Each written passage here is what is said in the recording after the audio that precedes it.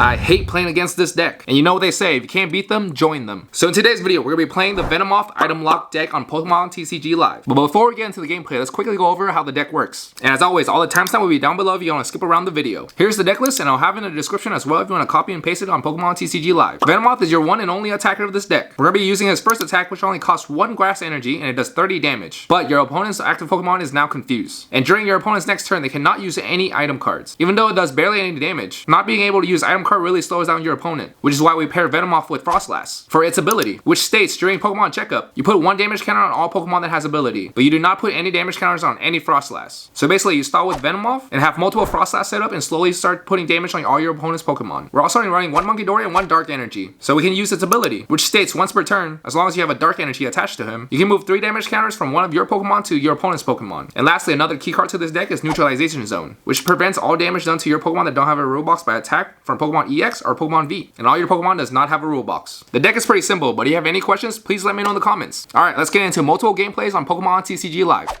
Jumping into our first game, our opponent does get to decide on the coin flip, and I think they chose head, which they did get, which I'm guessing they're going to go first. For this deck, we do want to go first, so we can evolve our next turn and start item locking them and making sure they are confused and they cannot attack. Well, they can attack as long as they land heads. But so we start with a Venomoth. Not a bad start considering we're going second. Hopefully we can like Pokégear for like an Irida. If not, we can always just Carmine. So it looks like we're going up against Ogerpon, which means it's either Raging Bolt or Regidrago. And it's going to be Raging Bolt. Pretty good matchup for us because we're all single prizer. They cannot switch out from the confuse because they can't use their switch card because we do item lock them. And then they also have to discard energy in order to attack, and then eventually they cannot get their energies back with their item cards. So a decent matchup for us for sure. But let's just see if we can even set up another Venomoth. And I'm surprised they chose first as Raging Bolt. Maybe they just want to go first against like all the first place decks, or decks that wants to go first. But they're doing basically Raging Bolt things, doing Teal Dance to draw. They Raiding Greninja to draw 2 more cards, more Teal Mass, and they have Squawk, which means they can squawk away their whole hand, get more cards, get everything they need, and next turn they can for sure attack. I'm guessing they're going to Nest Ball for another Raging Bolt here. Or maybe, yeah. Technically, you don't even need another Raging Bolt in this matchup. You just need 1. Since the Froslass does not do damage to the Raging Bolt, so it takes us a while to kill the Raging Bolt since they don't have the ability. But their Teal Mass, though, and the Squawk, and the Raiding Greninja is going to slowly take damage once we set up our Froslass. So they're squawking their hand. They got rid of 1 Sada and their Briar. So not a bad squawk for us. For them, it's whatever, you know. They're going to get it back eventually. So let's Pokégear. Let's hope for an Irida here. We do hit the Irida. We can get that to get a Water Pokemon and a Buddy Poffin to set up more. So we're for sure going to get the Snorunt and then a Buddy Poffin to set up more Venomoth. Because we know for sure, or Venonat, I mean. We know for sure the Venonat's going to get knocked out here. So I decided to, I think setting up 2 Snorunt here is probably better. Because we can always get Venonat, another Venonat next turn. Because they can only get knocked out 1. So I decided to attach, since I do have a Night Stretcher in hand. So next turn we know for sure we have the energy. We just need to find a way to get our Venomoth out. So it's okay to lose this energy, but like, I don't know. I just want to start doing a little chip damage to the Teal Mass so we can kill them a lot faster. So they bring out the Raging Bolt by retreating. And yeah, they're going to use up as much items as they can, because once we start attacking, no items can be used by them. So it looks like they were searching for Sada, but they didn't hit the Sada. So they only knock out a Venomoth with 1 energy. So next turn they don't even need a Sada, they just keep attaching. But they will be confused next turn. If we hit, we need a hit. But we kind of guaranteed the hit because we do have Arezu in our hand, which can get out Venomoth. But then we don't have another Venonat set up. So Carmine might be the play this turn. But yeah, we're going to promote the Venonat up for sure. A Munkidori. So I misplayed right here. I should not put the Munkidori down unless I have a Dark Energy attached.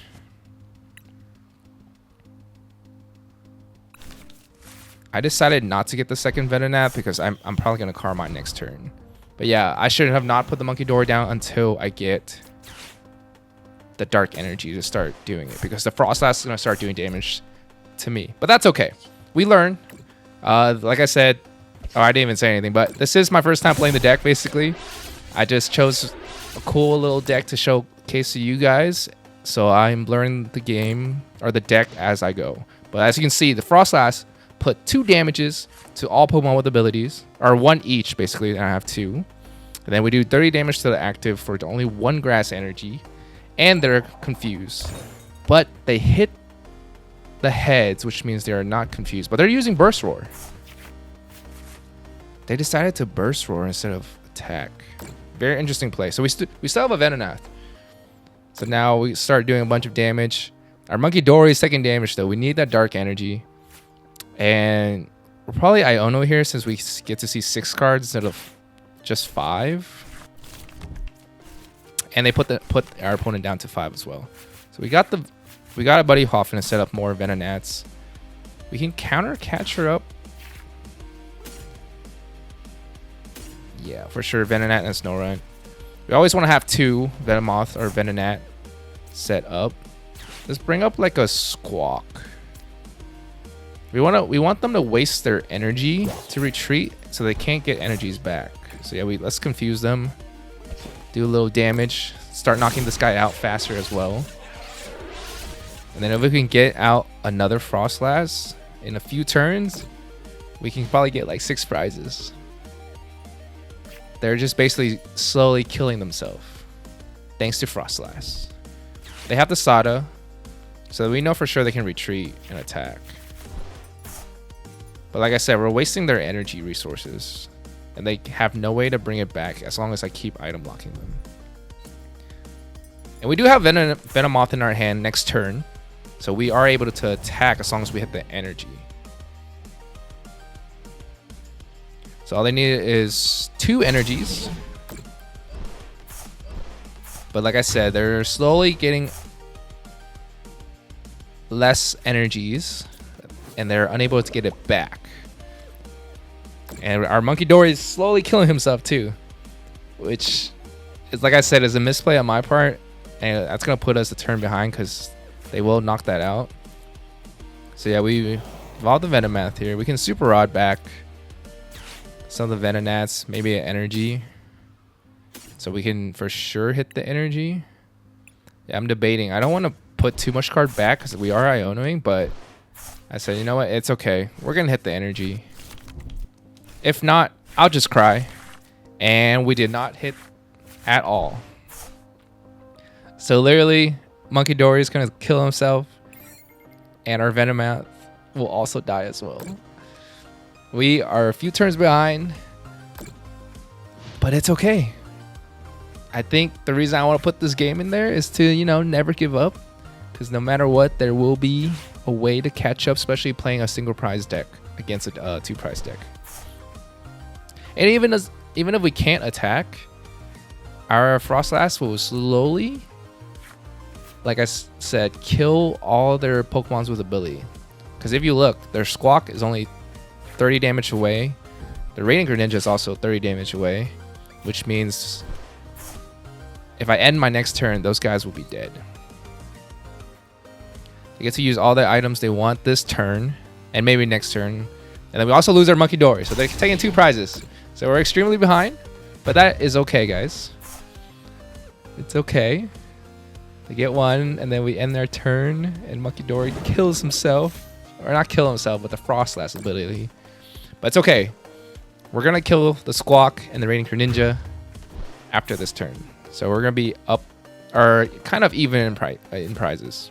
Sort of. But we're catching up. But we do have Irida. So we could Buddy Poffin for our Venonat here. And then we can start confusing them again next turn. And unfortunately, it looks like we prize our other Froslass. So we can't have more damages, but that's okay. So we have that down, and that's all we could really do this turn. And we have Colress Tenacity next turn to get energy if we really do need the energy, or we can't draw into it. But we will get 3 prizes here. From the Froslass ability, there goes their Squawk and the Raining Greninja. That's 3 prizes of us not even attacking. And we did get an energy and Night Stretcher. So pretty good, pretty good. We do want to get another Froslass to finish this game even faster. But like I said, we are behind since they're only at 2 prizes. And we basically only have 1 more turn if they knock out this turn, which they will because they do have all the energy they need. But we do have to confuse. And then there is one more thing we could do because we do have Colress Tenacity in our hand. We could get the stadium out, the new stadium that I can't think of the name right now, but I did mention it earlier. Or as you can see it in the deck list, it's the, I think, oh, Neutralization Zone. If we can get that down. I know they haven't played any Pokestop, but that could stall us and hopefully win us the game. They Prime Catcher. They decided to kill my Venonat, which is fine. Because we can just Night Stretcher it back. They Iono us, which is kind of rough. We had Colress Tenacity in hand, and we had the Venomoth, I mean. Ooh, but we do hit the Neutralization Stone that I was talking about. So we have a chance. We need to hit a Ultra Ball, or Irida, or some sort of drawing support right now. So we lose the Venonat. But like I said, they're also Iono themselves to 2 cards. Now it's going to be 3. But we do have Neutralization shown. So we just need to hit some sort of way to get our Venomoth back. What will we top deck? We've top decked a Night Stretcher, which we do have a Venomoth in our discard pile. Top deck is key, guys.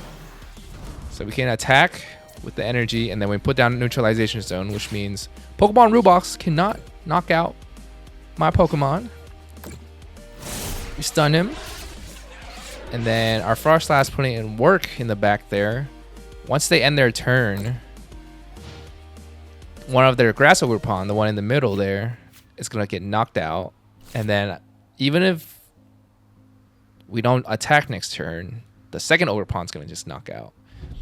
So yeah, the only thing we can... Oh, they do have Slitherwing, which means they can attack, but they can't retreat. Yep, they can't retreat since they cannot use any items. And we're going to kill one of their Teal Mask here with our Froslass. So we get 2 prizes. And then literally we don't have to do anything. We can put the Froslass down just for fun to put even more damages on him. And then that's literally game. We can attack, but the attack doesn't really matter. Regardless, once we end our turn, the Froslass's ability starts activating, putting a bunch of damage. And it just goes brr, brr, brr, brr, brr, brr, brr, brr. Sorry, that was weird. Anyways, that was a fun little game against Raging Bolt.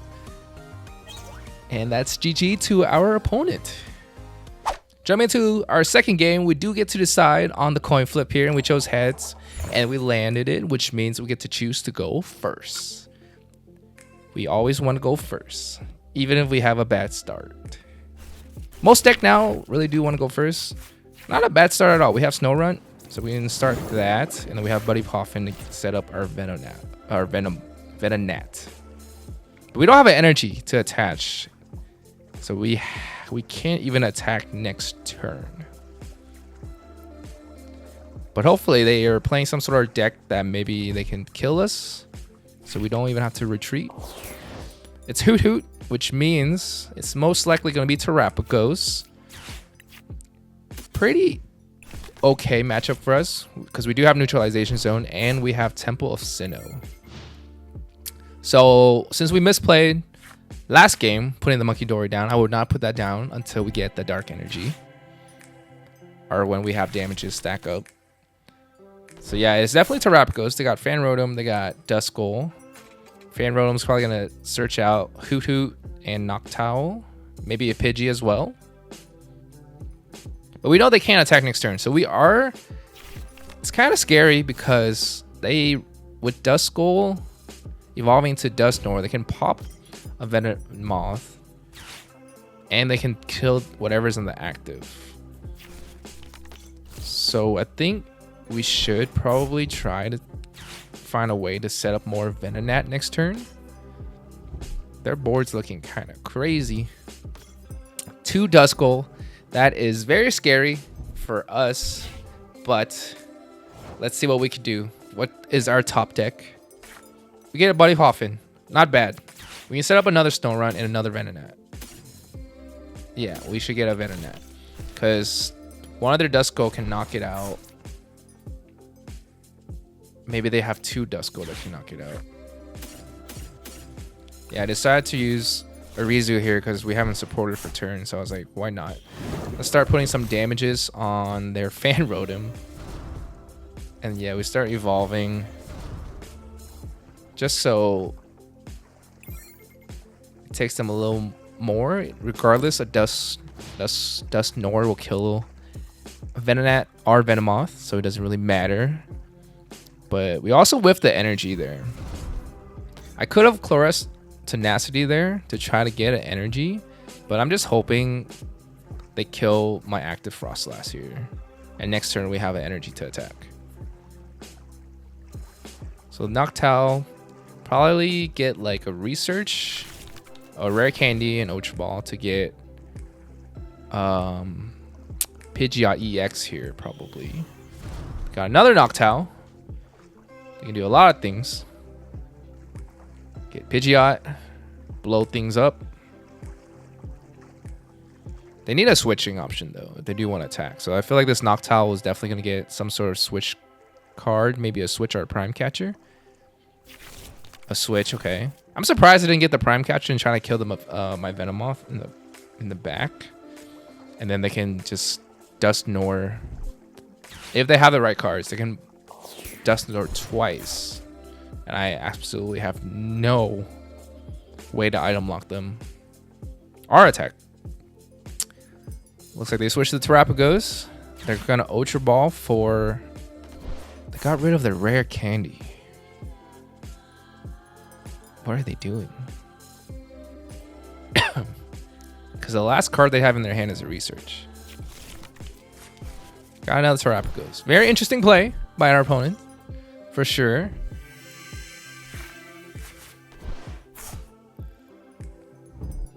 They got that double turbo, so they can attack. They can kill the Froslass. Do they have Prime Catcher in hand? They wouldn't even be able to Prime Catcher since they just attached the energy. So they're just attacking. Like I said, this is why we were hoping them to do, so we don't have to use the energy to retreat and start attacking. At least we get this Venomoth out. We can use Colress Tenacity. Ooh, we got another Venonat. Guess we could put this down just in case they blow up, but we can do the Neutralization Zone first here. Force them to use, or we can use Temple of Sinnoh first. No, Neutralization Zone, yes. To force them to use more Area 0, or get more of their Area 0 card. And then we can use Temple of Sinnoh later. So that way, we have basically 2 Stadium that stops this deck. So we have the energy. And then we can also put down our second, our third, our fourth Venonat. All our Venonat is down. Because, like I said, I'm scared they're going to blow their 2 Duskull up this next turn. We know they have to just manually evolve because they can't use items anymore during this turn. Yeah, they can't Rare Candy into Dusknoir. And we get Iono. I wouldn't mind 6 new cards while they only have to draw 5. They're digging for their stadium, which they did, but then we do have Temple of Sinnoh in hand. So that was a crazy Iono for us. We have energies in hand. We have Night Stretcher to bring back stuff. We have Temple of Sinnoh to put down to prevent them from doing stuff. We also have Iono as well. But can they even attack? Because they are confused. So they do have to flip a coin. And they have to hit heads in order to attack. But they could also retreat and attack with the Terapagos in the back. But then that means they're just wasting a double turbo. So let's see what they do here. They have a Noctowl. They can't use any items. So I'm guessing they're going to get like a supporter for sure. Yeah, I don't know what they got the rare candy. And the Iono makes sense for next turn to try to search for more things. But they're confused. And they flip the heads, which means they are able to attack us. But that's okay. We still have more Venomoth on our bench that we just put up and start attacking. And item locking them again. And we have Temple of Sinnoh. So it's kind of nice. But right now, the only Pokemon that has ability for this matchup is Noctowl. So not the best matchup for us. But with the Temple of Sinnoh, it does stop them from attacking us. Then we can bring back another Snorunt, maybe? Put more damages on the Noctowl. Since we already have Venonat. Or, yeah, all our Venonat and Venomoth. So we can start super rotting these Pokemon back in. And then we can Iono. Put them down to only 4 cards. They don't have Pidgeot to search out whatever they want. They're kind of bench lock. This way it kind of prevents them from getting another stadium to bump the Temple of Sinnoh. So we can attack them, item lock them again, do 30 damage. And then we just sit there, let our Froslass do a little chip damage in the back. See what our opponent can do. Like I said, they can't use rare candy, which means... Oh, they just end their turn. Yeah, I don't think they have anything in their hand that could do anything. So now we just start setting up more here. We can use Irida to get another Froslass. And then we have Carmine next turn. I think we could get a Ultra Ball. Just set up another Venomoth if we need to. Yeah.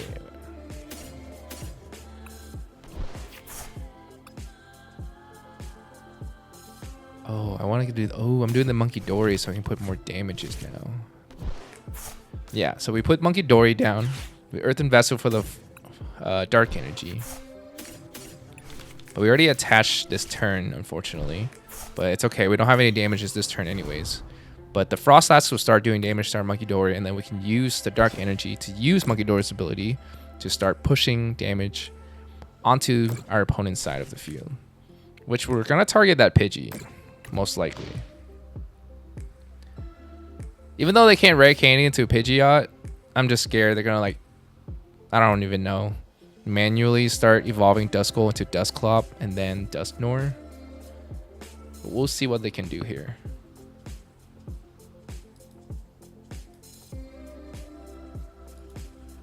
Our opponent is just ending their turn. Looks like they don't have either energy or a stadium bump. So we have Munkidori's ability now. We can start moving that damage over. Put that on our Munkidori. Move 30 damage from our Munkidori. I'm going to do the Pidgey here. So next turn we can kill that Pidgey. And yeah, 30 more damage. We can just Carmine, because why not? Just get more cards in our hand. And then we have Pokégear for in case we do need some sort of supporter for next turn. We have Rod. Our hand is pretty good right now. And then basically once they end their turn, their Noctowl is going to die. And we can finally start taking prizes. This deck is all about patience, guys. Just set up, stall, stun their active Pokemon, make them waste resources, and they end their turn again. Which means we get a prize from that Noctowl. 1 prize down, 5 more to go. We can get... We have Iono. They have 7 cards in their hand. We want to stop them from trying to get the cards they need right now. So we attached for the Venonat. We Irida. Ooh. Yeah, I think it's Iono. They have 7 cards in their hand. And we don't want to do the damage to the Pidgey until after we Iono, so we can still draw more cards. So now we can do the Munkidori's ability now. So that's a sequencing thing where you don't want to reduce your resources. Since if we kill it before we Iono, we can only draw 4 cards. We got a heavy ball. Might as well just use the heavy ball right here. See what else is left in here. And then keep attacking them. Because Temple of Sinnoh is protecting us. And we were behind on prizes, but now we just caught up. And then after that, I think we should start putting damages on the Terapagos, or we can even put it on Duskull slowly. And our opponent just FF, and that's why I hate playing against this deck. So let's start playing with this deck. All right, guys, moving to the last and final game. This will be a really good matchup, and we do get to choose the coin flip, and we chose heads, but we miss. But that's okay. I chose this matchup because it is item lock deck versus another item lock deck. So it's a little longer game because basically we're both item locking each other, but I thought this is really cool, especially if you guys are looking at the timestamp. You know we're going against Banette, Gardevoir, Banette. Most of their Pokemon have this ability besides the Banette, so it's kind of whoever can item lock first. And then we do have cards like Neutralization Zone to try to stall it out. But yeah, we only start with a Snorunt, but we are going second, so we do have Irida in hand. But we mulligan twice, so they got to draw 2 cards. So they're basically most likely going to get everything they need. They start with a Munkidori.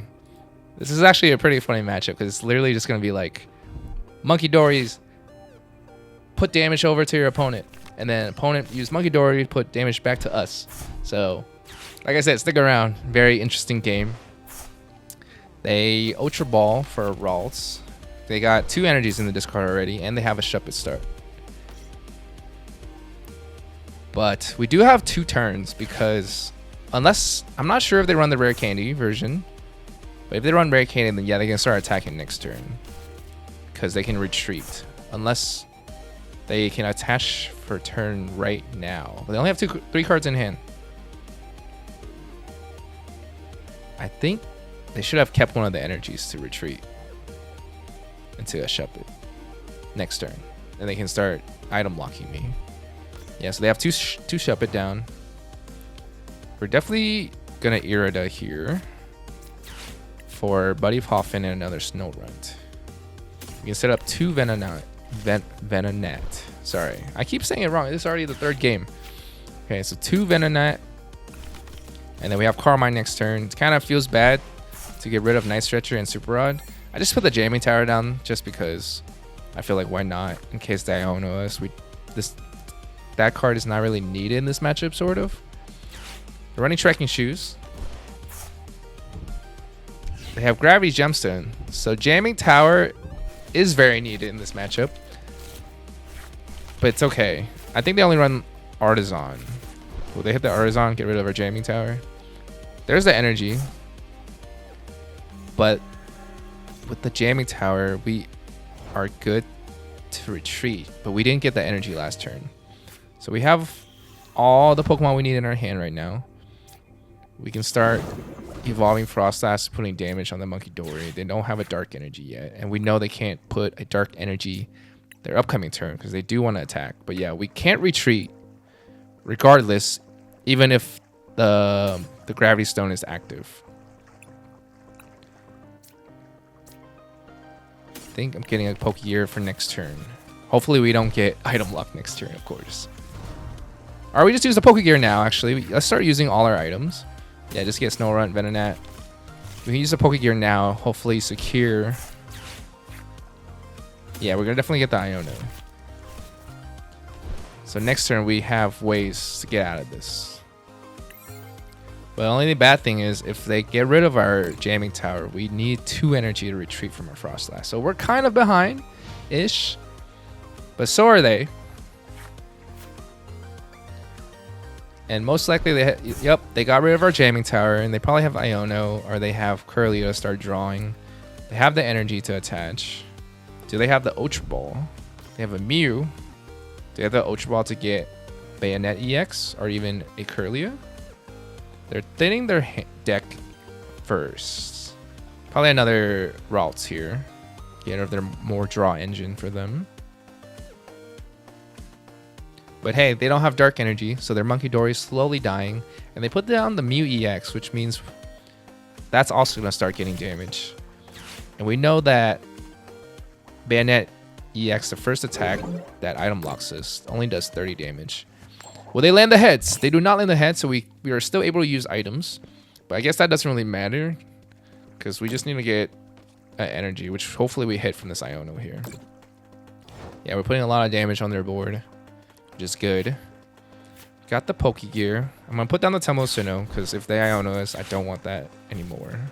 That kind of stops them from using their own Arezu as well. And we whiff the energy here, guys.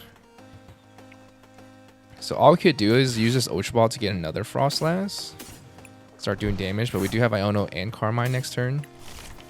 But yeah, more Froslass, more damage for us not doing anything. They can slowly kill our Froslass if they want to. We'll eventually get there. The only thing is, if they start item locking us, we cannot get, like, you can't use Earth Invest, so we can't retrieve stuff back. So we can't Super Rod. But that's okay. Like I said, we have Iono. They got the Luminous Energy, so they can start putting damage back to us with their Munkidori. But once a bench space clears up, I will put down my own Munkidori if I have the Dark Energy.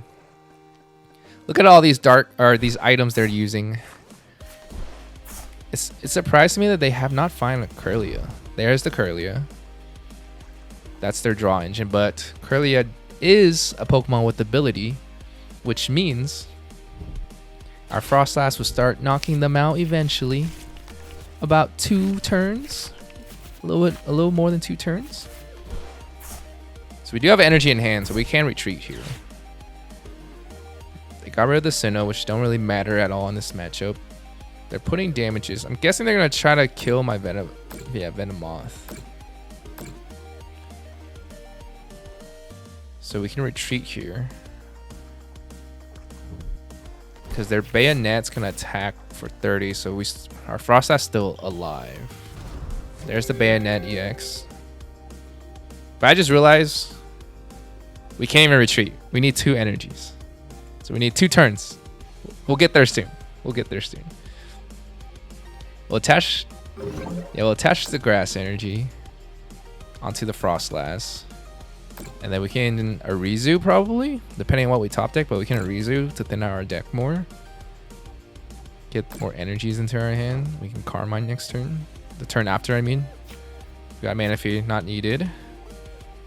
So yeah, we can attach for turn. Guess we just Carmine here. We start evolving. We have multiple attacking option. And we do have the energy in hand. So next turn, if they don't kill this, we can retreat and start item locking them. As our Froslass slowly do damage to them. Their Mew's already at 110. And even if Munkidori moves 30 damage to us this turn, we will be able to still kill the Munkidori after. And they don't have any bench space to set up a second Munkidori right now. They're doing Curlia things. Their Curlia is going to get knocked out. Or their Munkidori. They got to decide which damages to move. Oh, okay. They evolve into Gardevoir EX. Not bad, but we're still going to keep putting damages on them. They're going to boss order. We're going to choose this Venomoth. Very interesting. I'm surprised they didn't just choose another Froslass here. I guess they're more afraid of the item lock and the confuse. So they move from the Mew EX. So their Munkidori is dead next after they end their turn here. So they can't move more damages unless they have another Munkidori and energy, dark energy. There's the 30 damage, which is okay. More damages. We kill the Munkidori, and then their Kirlia is also going bye-bye in a few turns. Same with their Mew EX. Unless they get Munkidori back out. But we get 1 prize. They get no prizes. We're still item lock. But now we can finally start item locking them. So I'm going to go ahead and Iono here. Because I do want to get like a way to find Munkidori and draw into the dark energy. So there's the dark energy. But we don't have Munkidori. Because I know for sure if they get their Munkidori out next turn, they can just move the damage onto our Venomoth, which they can get a kill there. And we have a free bench space. But yeah, my 3 Froslass right here is too OP. After my turn next, their Mew EX and Curly is dead. But they do have Munkidori in hand and Luminous Energy. I just Iono them into like the best hand, I guess. Which damage? So they're moving the Kirlia into the Venomoth to get a kill. So we're even in prizes. Both of us still can't use items. So he can't retreat himself. But he does have Iono. What will we get? We have Munkidori, but the dark energy is on the bottom. And we can't use any of the Night Stretcher or Earthen Vessel because we're going to get item locked here. But this is a slow-paced game, but I wanted really to feature this game because it's like, oh, look, it's item lock versus item lock. Just 2 different decks. One's a 1 prize version. The other one is a lot of 2 prizers. They have a second Banette. They're confused, but they hit the confuse. That is crazy. But they only do 30 damage. But next turn, they can potentially just use Munkidori's ability to kill that Venomoth and put more damages on whoever else I put up front. But we really do want a dark energy here. So we have Colress Tenacity, which is good. We can put the Munkidori down and start moving damages around. So we Colress Tenacity for dark energy. Fortunately, it looks like we did prize the neutralization zone. So we can move the Venomoth damage away. Forces them to put more damages away next turn. Kind of balances out, kind of. And then we item lock them again. Confuses them. Hopefully they don't land heads. That's all we can hope for. And their Mew EX is dead here. Same with their Kirlia. That means we get to take 3 prizes this turn. Their Munkidori is close to being dead as well. And as the longer this game drags out, their Gardevoir EX is going to die too. We have Neutralization Zone in our hand now.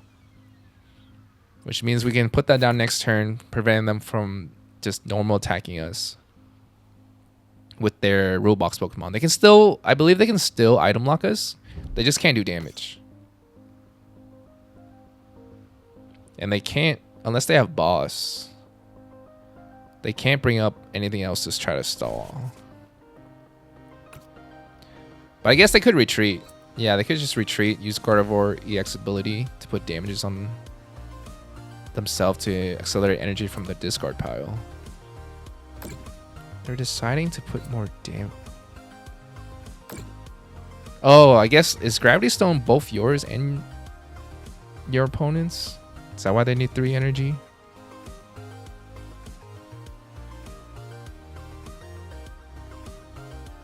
Okay, they're moving damages. I'm guessing it's from the Munkidori. No, they're moving damage from the Banette, which is fine. Because their Munkidori is dead next turn. Oh, they're Toroing it up. The Munkidori. I completely forgot they run Toro. I think it might be 1 or 2. But that's okay. Because their Gardevoir EX is slowly going to die. And we have Neutralization Zone, which will stall. For sure. Excuse me. So, good thing we have Venomoth and a grass energy in our hand, or else we're kind of just stuck here. But as you can see, with the 3 Froslass and our Munkidori, we can eventually just kill the Gardevoir EX, unless they toro it up. But we don't think about that. Can't use items, so counter catcher is useless here. I'm using Arezu to see what else I have in my deck. We do have a Venonat, so we're gonna set that up just in case they're able to kill my active one. So let's start moving the damages after we put the neutralization zone down.